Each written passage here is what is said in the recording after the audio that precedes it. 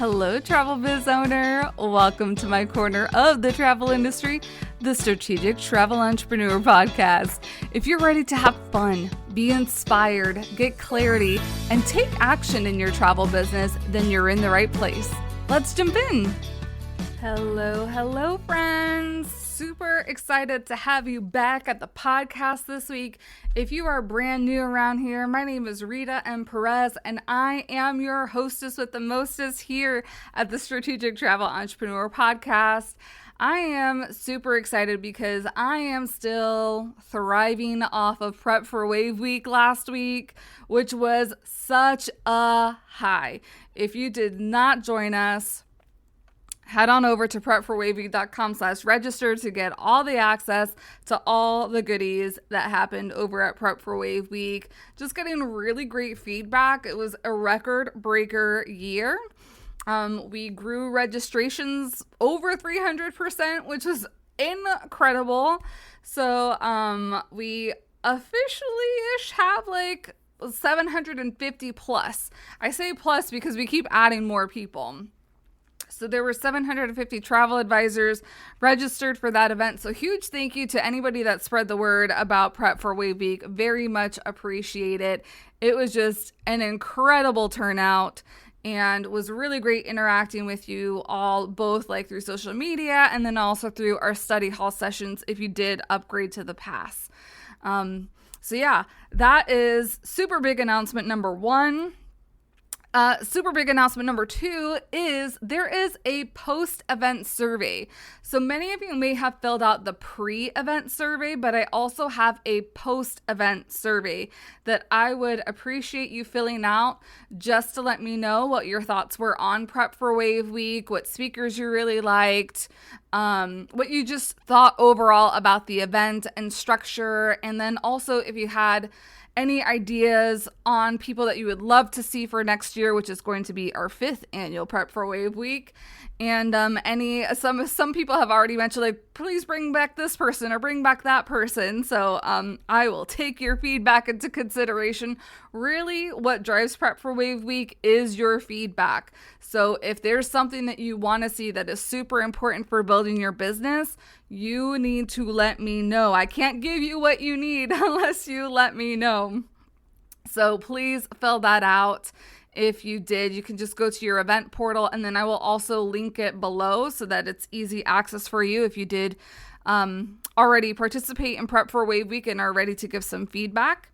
Then you know that Plan Your Year session is coming up as well, or Plan Your Year workshop. I historically have called it Plan Your Year session, but it really is a workshop. It's not focused on delivering education. It is focused really on getting you to do the work to prepare your marketing plan for 2025. So it is from the 21st through the 22nd of November, 3 to 5 p.m. every day. So it's a total of 4 hours. I have described a little bit about what Plan Your Year is, so feel free to look back. I've also revamped the registration page. If you want some more details, you can head over there. prepforwaveweek.com/plan your year. And then I've also included a bonus if you register. So this is going to be the last time you hear me talking about this, because by next week's podcast, this bonus will no longer be a bonus anymore. It's just something you'll be able to pay for to add on. So I want you to take advantage of it being a complimentary bonus to you, that we will do an at least 2-hour implementation day at the beginning of November to implement whatever marketing plan, whatever your Q1 marketing goals are. We're going to make sure that we get started on that. So whether that's to create a new lead magnet, whether that's to create your your blog post for their first quarter, whether that's to schedule some social media posts. I may be partnering up with somebody that will also throw in another bonus of some social media templates. So not guaranteed, but that's something that might happen. So the sooner that you register for Plan Your Year, it will be recorded in case you can't join us live, and then you'll be able to do all of the exercises on your own. So make sure that you save your spot for there, because that implementation day again is bonus complimentary through Halloween. But if you register after Halloween, there will be a small charge to join us to get more of the work done. And then last but not least, I'm trying something new on the podcast. And this is going to be something I'm really excited about, because I have been wanting to do this for so long, and now I'm able to at least focus a little bit more on it. So the next 2 podcast episodes, I really want to utilize them to help you start boosting your sales and engagement during this really holiday period. So the next podcast that will go out will be about Black Friday ideas. And the episode after that will go out will be talking about doing some sort of engagement opportunity, like a 12 days of Christmas or an advent calendar. So those are 2 episodes to look forward to, but I am going to do those live. So the format is that I'm going to give you a couple of ideas, maybe take like 15-20 minutes to bring up all my different ideas and how you can implement them for your travel businesses. And then because it's live and you're going to join me on this, I will also open Q&A and answer any questions or thoughts. If you had any input on any of the ideas that I have, or if you've done anything successfully, I want you to make sure that you join me live. So I'm going to be recording the Black Friday episode Tuesday, October. Oh, wait, my calendar is already moving around. Tuesday, October 29th from 2 to 3 p.m. Eastern time. And then I'm going to be recording the Advent calendar 12 Days of Christmas on Tuesday, November 5th from 2 to 3 p.m. Eastern, tentatively. Now I got to think about that one, because that's also election day. So I'm like, maybe we might move it to another day. So, but I will have the registration links linked up below. I am capping it at 20 people max, just because if we are doing some open Q&A, I want to make sure that we stick with time and we don't go too much over time. So yeah, and if you're in marketing business school, you do get first dibs on those 20 slots. So yeah, you want to join me for a live recording of the podcast? If you don't make it to the live recording of the podcast, don't worry. It will be broadcast regularly on this podcast. Just in the live recording, you have access to ask me questions in person-ish over Zoom while we're all together. So I know that was a ton of different updates. So let's get to the meat and potatoes of this episode, which is where I wanted to talk about what happened when I went on vacation at the end of September. And my vacation was really a staycation. I stayed in the local Orlando area, and it was funny because it was not planned, but at the beginning of vacation, we had to do some family stuff. And at the end of vacation, we also had to do some family stuff, like good family things. We had family in town and celebrating birthdays and things like that. So in between the sandwich of families, my boyfriend and I, we did Mickey's Not So Scary Halloween party, which was a lot of fun for me. And then we also did this thing. If you've been in Orlando, there's this thing called Abstract Orlando. And if you haven't been to Orlando but have clients that love to do something tactile or crafty and want to do something not related to the theme parks, this is a really great opportunity. So yeah, it's called Abstract Orlando. It's located on International Drive. It is moving, I think, still on International Drive, just to a new space. It's like one of those paint pouring activities. So you're probably there for about an hour-ish, depending on how big the project is that you've decided. And you get to pour paint, or you get to like blow paint with like this like hair blower contraption. You can add like some different like crystals or glitters or things to it. They do have lots of magical items if you are a fan of the magical theme parks. But you can also do like non-magical things. Like this can be canvases, this can be coasters. I did a little tray. It's just a fun activity to do and cannot wait to do it again. So that is if you have people that are very tactile, or they want to do something that's different from the parks, that may be a really great thing to do when they're in Orlando. So we did that. And, we also watched Beetlejuice. So I feel like it was a very Halloween-y week for us. But what are some of the things that happened? So the first thing that happened, and I will say I took a full 7 days off. Now, I say full, but I also did answer my email. So one of the things that happened / learned while I was on vacation is that opportunities came knocking, and they came knocking at full force. I was not even going to open my emails, but I do get emails that come to my phone, so I can see like the notifications and all that.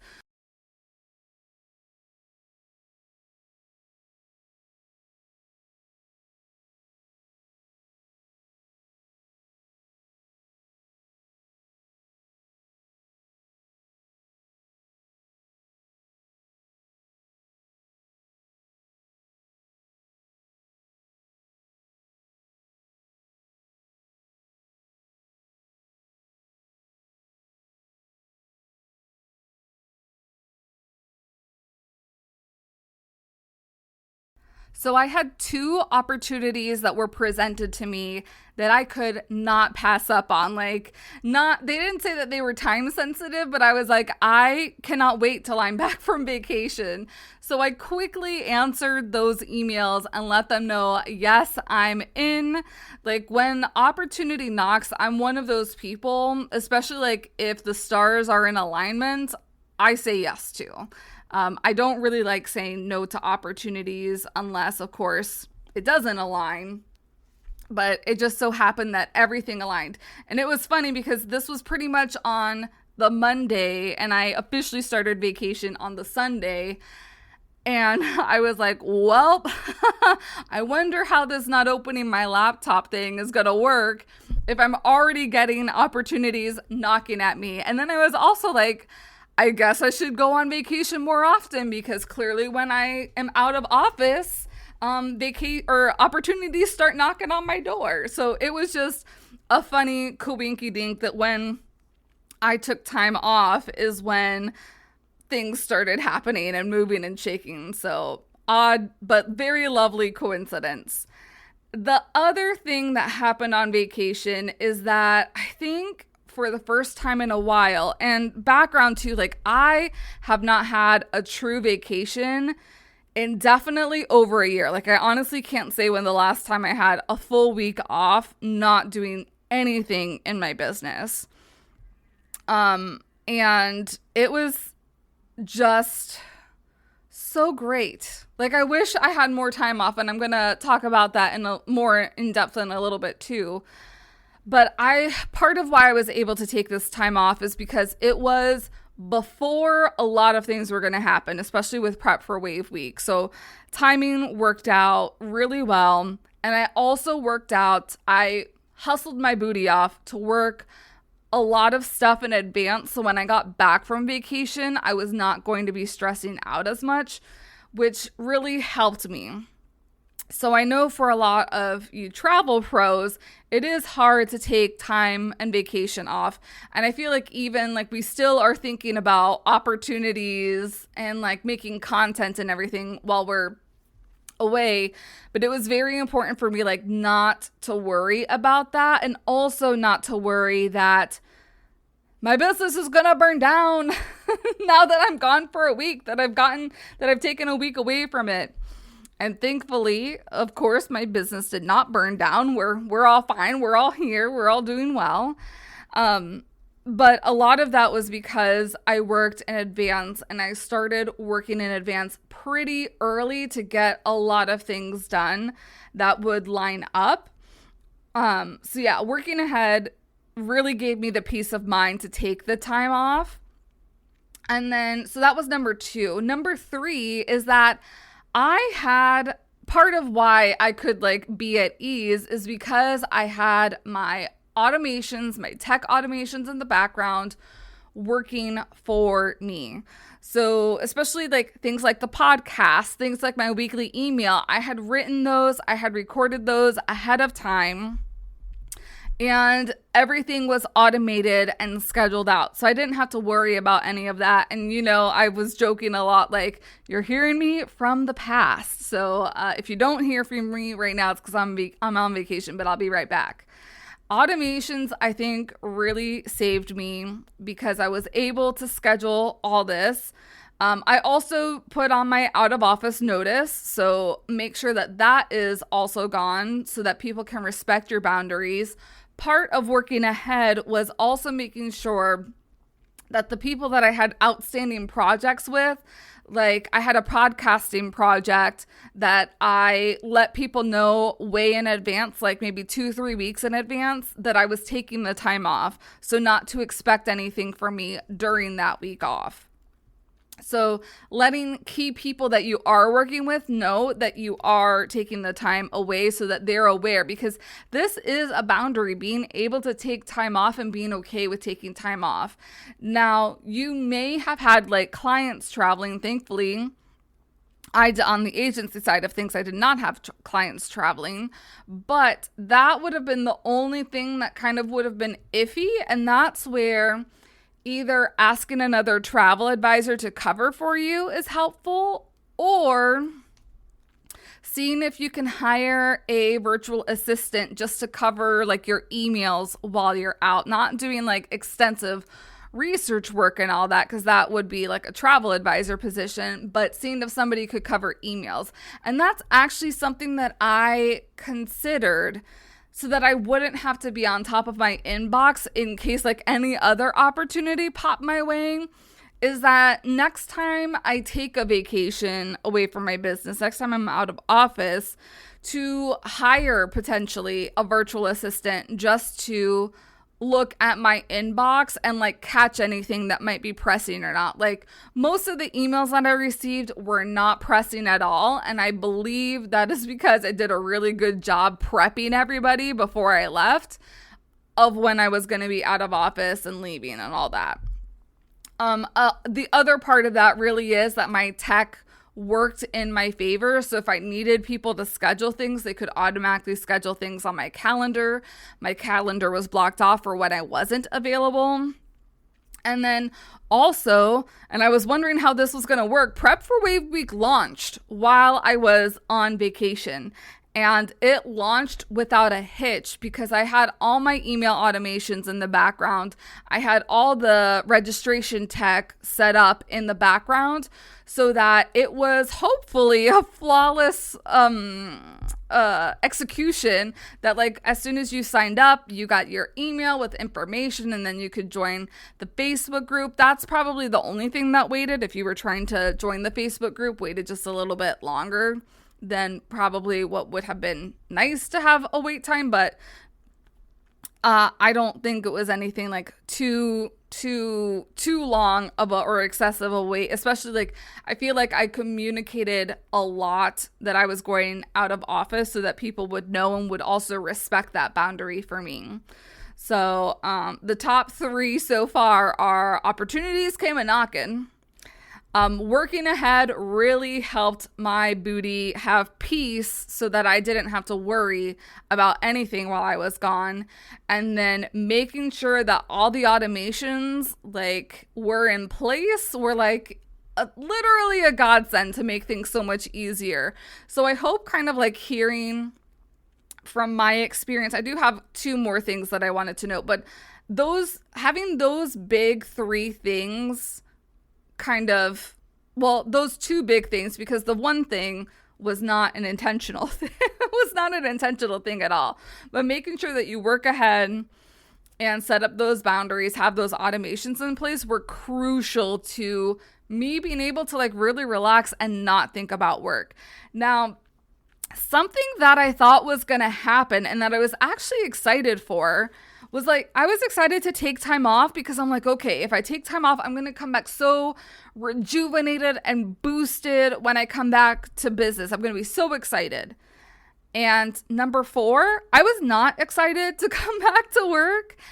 And I think the realization from there was because I don't take these times out of office as much as I probably should, I was not eager to go back into the office. Like, I wanted a couple more days just to relax. And funny enough, not that I was relaxing, but there were a couple of events, aka hurricanes, that came that meant that my mental bandwidth was not able to work. But if those had not happened, I still would have wanted like a couple extra days. So one of the realizations that I had is that I clearly need to take vacation time more often, because I do travel. I won't say like extensively, but I do travel quite a bit. But the travel that I do is a lot of work travel. So I can't count that as a vacation if I'm still working. So I'm like, I'm not exactly sure how I'm going to do this. Because I'm like, I feel like I should probably take a week off every quarter. Because then the other part of this too is number 5. I realized also too that vacation and staycation are different. They're both different ways of being out of office. And I want to be able to do more of both, because I feel like on a vacation, I will be doing a lot of exploring, doing some of the things that I love, being a foodie and all that. Whereas staycation, I also got to like do a couple organizing things around the house that I procrastinated on. And I've just been able to like be at home, but not in work mode, which was also very different. So I think from both 4 and 5, I know that I have to take more time away, because clearly like both my body and my mind were craving it. And so this also makes me think about, if I take time away, I have to make sure those automations and that I work ahead. But then I also need to this makes me also start thinking that the rates of things that I charge for my services will probably have to increase a bit to count for me not as working so much, so that when I am working, I work to the max and not dilly-dally pretty much. And I think about this from that concept of like the 12-week year or the 4-hour workday, where if you know that you're limited on time to work, you are going to maximize what you do in that time. And that's really what I did before vacation, because when you know that you could work the whole day, the whole week, you're kind of like, oh, I'll wait on doing that. I'll wait on doing this. I still have time. But you don't have time when you figure and you plan for these times away, which is both good for mental health, physical health. It's also good so that you can come back the best version of yourself for your clients, so that you can perform at the topmost level. And so there's these things that are swirling around me now, as well as I'm starting to, I feel like I'm evolving still a little bit in this business. So we won't talk that's for a different podcast episode. But it was interesting that I was not excited to get back to work. And that's not because I'm not excited about the work that I'm doing. It's just because I wanted more downtime.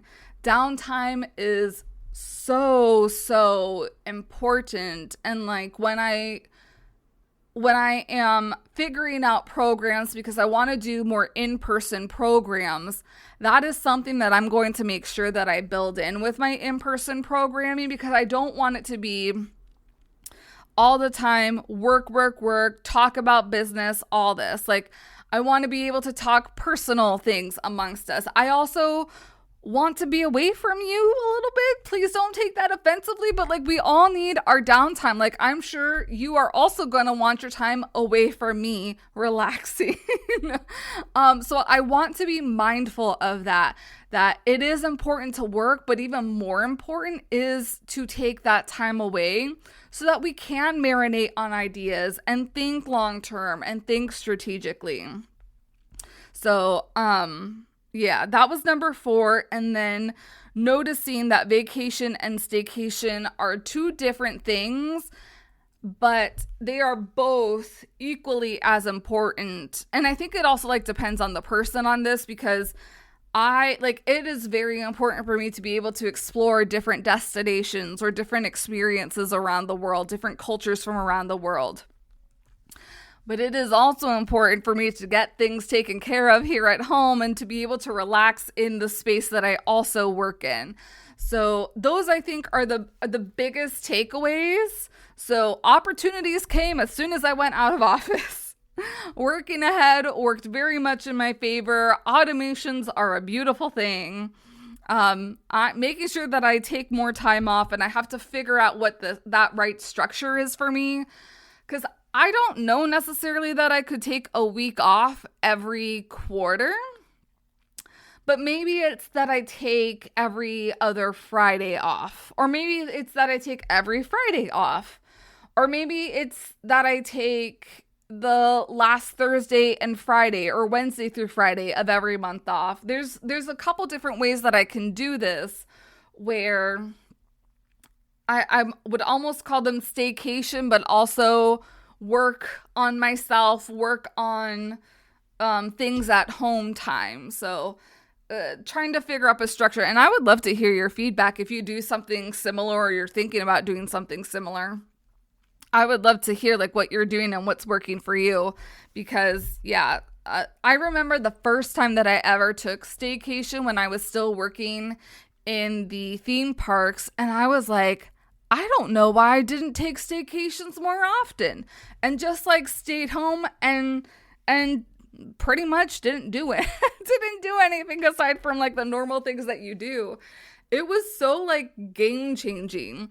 And so while, yes, obviously I'm a huge proponent for getting out there, I'm also like, you should be able to take time in your regular environment too, because I think that is also beneficial. So that is the biggest things that came out of my vacation. Let me know what you thought about this episode, and if this episode was helpful for you in thinking about vacation time or out of office time for you as well. And would love to have this conversation over in the Strategic Travel Entrepreneur Facebook group as well. So that's it for me this week. I gave you lots of homework and things to think about at the beginning of this episode, and hopefully there's a couple more things to think about at the end of this one. You all have an amazing week, and I will see you back here for a couple of live episodes that we recorded in the next 2 weeks. Thanks for joining me on the podcast today. Remember to check out the show notes for all relevant links and resources from today's show. See you next time.